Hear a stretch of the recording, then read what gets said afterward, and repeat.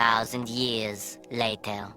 Hello mga idol, welcome back to my channel, at kung bago ka pa lang dito ikaw ay aking inaanyayahan na mag-subscribe at pakiclick mo na rin ang bell icon para lagi kang updated at nauuna sa mga videong ina-upload ko. Balikan naman natin ang mga bagong update sa number 1 na teleserye ang FPJ Batang Quiapo. Dahil sa mga pambubuli at sa kagustuhan niyang magkaroon ng pera pambayad sa training. Sinabi ni Lawrence kay Santino na kung tatagal siya kahit isang round sa isa nilang boxer. Bibigyan siya ng 1,000 peso, kaya napilitan na lumaban si Santino.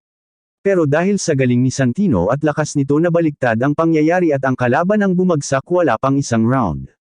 Agad naman inawat ni Coach Gary ang dalawa at sinabi kay Santino na sumunod ito sa opisina.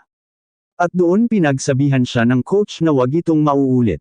Pero humanga naman si Coach Gary sa galing at talino ni Santino sa pakikipaglaban. Kaya sinabi ni Coach Gary na saan niya natutunan ang galaw na iyon. At sinabi ni Santino na sayo po Coach Gary napapanood ko po pag nag-training kayo. Samantalang pinag-initan naman siya ng grupo ni Lawrence. Kaya anabangan siya nito at binagbag mabuti na lang at dumating si Roberto. Isa siya retiradong boxer, kaya magaling din ito sa boxing kaya napili ang kamay ni Lawrence kaya hindi na siya pwedeng lumaban. Kaya si Santino na lang ang ipapalit nila kay Lawrence, at sinabi ni Roberto na siya ang magtuturo kay Santino.